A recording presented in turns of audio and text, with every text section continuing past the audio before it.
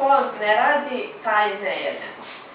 Bilo u kralja veoma lepa kći, ali i mnogo lenja, da ceo život nije radila, već je pod ceo dan sedela ispred ogledala.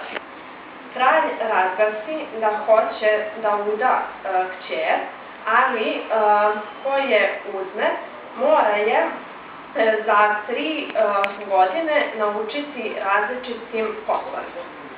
Kraljevu kćer zatraži vredan mladić i on reče kralju da će devojku za 3 godine naučiti da radi. Kada momak dođe kući, istrči majci njegova i začudi se lepoj devojci.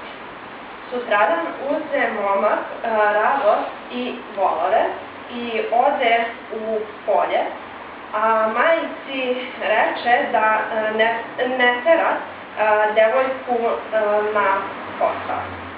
Kada uveče dođe kući, a majka iznese jelo da večeraju, sin reče majci: majko, koji je danas radio? Ja i ti, odgovori mati.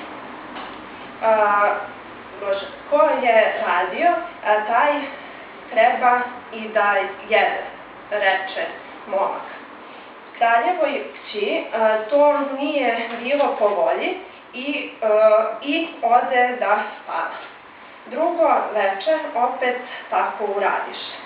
Treći dan devojka reče svetu: majko, daj mi da i ja radim, da ne sedim ceo dan. Majka joj dade da čisti kuću, a devojka to i uradi. Uveče svi sedoše i večeraše. Kada joj posle 3 godine dođe otac, bi mu milo što mu kćer zna raditi.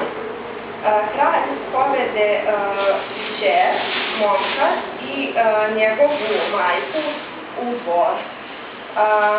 Momka zavole kao sina i ostavlju krunu.